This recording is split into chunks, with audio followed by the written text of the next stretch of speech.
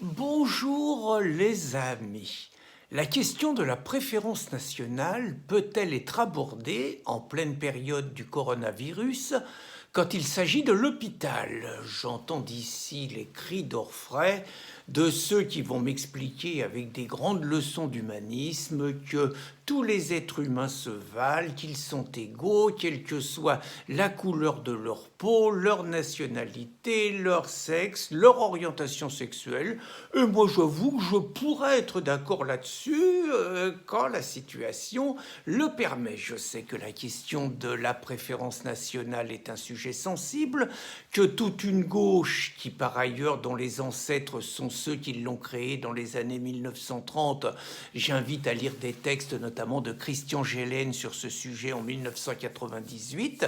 Donc la préférence nationale est défendue par seule la mouvance patriotique qui estime que quand il y a des emplois, quand il y a du chômage, il est normal de réserver les emplois aux Français plutôt qu'aux étrangers. C'était la position du mouvement ouvrier par ailleurs dans les années 1920-1930.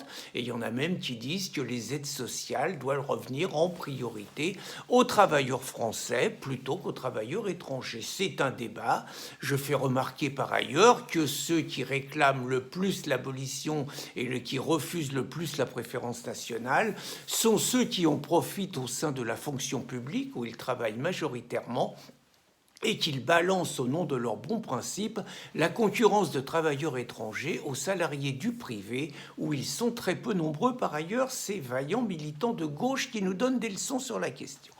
Une fois qu'on a dit ça, donc moi j'ignore totalement comment va tourner lors de ce mois d'avril l'épidémie du coronavirus. J'en sais rien si ça va se cantonner à 10 000 morts, puisqu'en France je pense qu'on ne sera pas en dessous ça.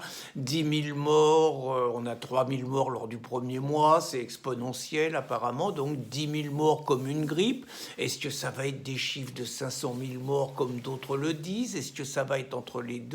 Je n'en sais absolument rien. Je sais quelques chiffres. Je sais que nous avons 15 millions de retraités en France. Je sais que sur ces 15 millions, 800 000 d'entre eux sont dans les EHPAD. Je sais que ces 800 000 d'entre eux dans les EHPAD, il n'est absolument pas prévu, s'ils étaient contaminés, de les emmener dans les hôpitaux. Je sais également que dans ces mêmes hôpitaux, il y a 100 000 places d'hôpital en moins. Tout ça, je le sais.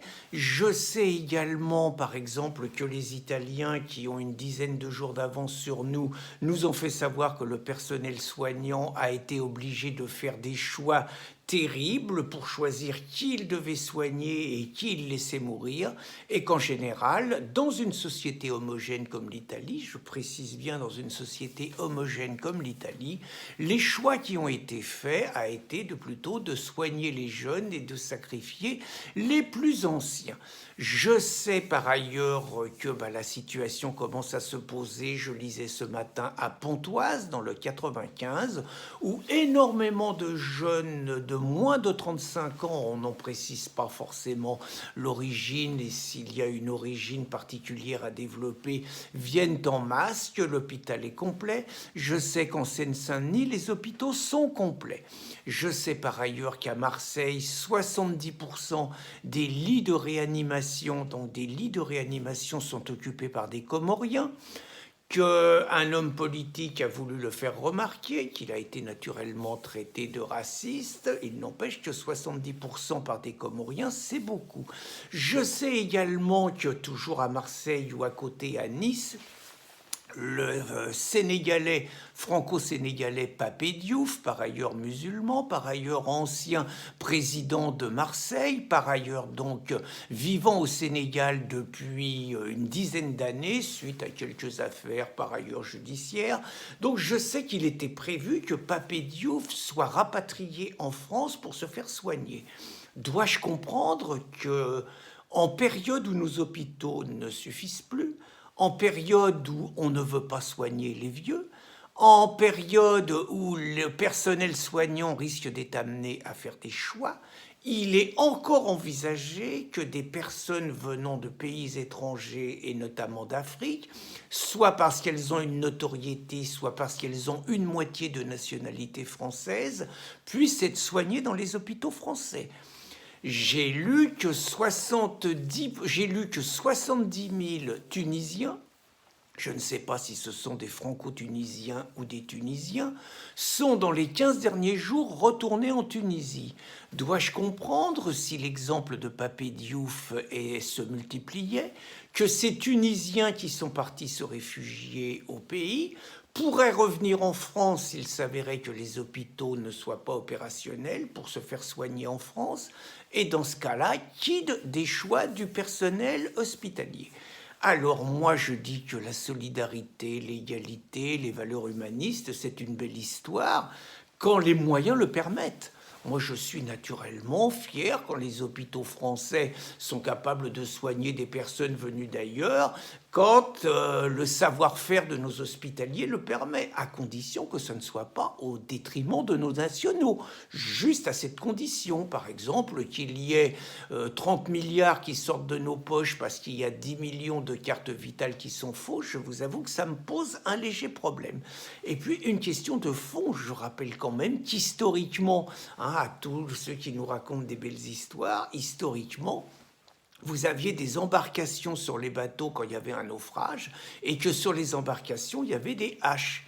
Un vieux marin m'a raconté pourquoi il y avait des haches. Parce que tout simplement, les mecs qui montaient dans les embarcations, une fois que l'embarcation était pleine, et qu'il y avait des mecs qui voulaient s'agripper pour monter, on leur coupait les mains. C'est inhumain, c'est barbare, c'est tout ce qu'on veut. Sauf que dans les périodes de crise, on n'a pas les moyens d'être humain. Et s'ils les avaient laissés monter, ils auraient trop chargé la barque et tout le monde se serait noyé. C'est donc pour sauver 50 vies qui coupaient la main de ceux qui voulaient monter. C'est barbare, mais c'est comme ça. Donc moi je trouve qu'on n'échappera pas, si hélas la situation est grave, on n'échappera pas à des choix auxquels les Italiens ont été confrontés. Avec la particularité pour la France que la France n'a pas l'homogénéité ethnique qu'a l'Italie, que la France a une partie de ses territoires qui fait sécession. On s'en rend compte lors de l'affaire du confinement, on s'en rend compte à Lyon ou à Villeurbanne, où certains profitent de la détresse pour imposer le muezzin tous les soirs. On se rend compte que dans certains quartiers, on raconte que c'est une maladie de blanc. On se rend compte que certains disent qu'Allah les protège. Moi, je pose la question, est-ce que, par exemple, allons-y crûment, on va d'abord parler des clandestins. Est-ce qu'il va y avoir des clandestins africains de 20 ans, des mineurs isolés de 32 ans, comme ça arrive de temps en temps, qui vont être prioritaires à l'hôpital français alors qu'ils sont en situation irrégulière par rapport à Maurice, 75 ans, qui a cotisé toute sa vie? Première question. Deuxième question, je vais parler des doubles nationalités. Est-ce que quelqu'un qui a une double nationalité, donc qui n'est français qu'à moitié, parce que ça veut dire ça quand même, va être prioritaire parce qu'il est plus jeune par rapport à un Français qui, lui, a cotisé toute sa vie, qui n'a qu'une seule nationalité? Deuxième question. Troisième question, est-ce que des personnes qui, par leur accoutrement, qui, par leur pratique, qui, par leur attitude quotidienne, montrent qu'ils sont ouvertement des ennemis de la France, vont être prioritaires par rapport à des Français d'origine?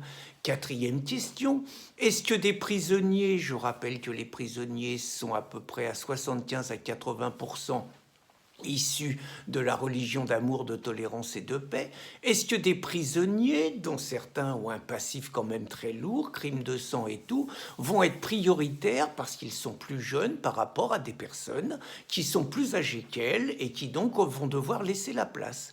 Je rappelle que, par exemple, en Italie, un prêtre a choisi de donner son respirateur à un plus jeune et s'est sacrifié. Il l'a fait pour quelqu'un de plus jeune qui est de chez lui. Moi, je vous avoue, je suis plus âgé, moi, je serais prêt à sacrifier ma vie pour un Français plus jeune. Mais je précise, pour un Français plus jeune, pour un Français qui aime la France. Pas pour quelqu'un qui est sur le territoire français, mais qui ne se comporte pas en français. Je pense que cette histoire est incontournable, que, hélas, elle sera totalement occultée, et je trouverais scandaleux que des vrais Français d'origine qui ont toujours cotisé soient sacrifiés à l'hôpital au profit de clandestins, au profit de personnes qui ont une double nationalité ou au profit d'islamistes qui sont français à cause du droit d'islam mais qui ne sont pas du tout français de cœur. Voilà, je pense donc que la question de la préférence nationale, y compris à l'hôpital, si le drame se poursuit, ce que je ne souhaite pas, va être hélas rapidement incontournable. Bonne journée les amis, soignez-vous bien.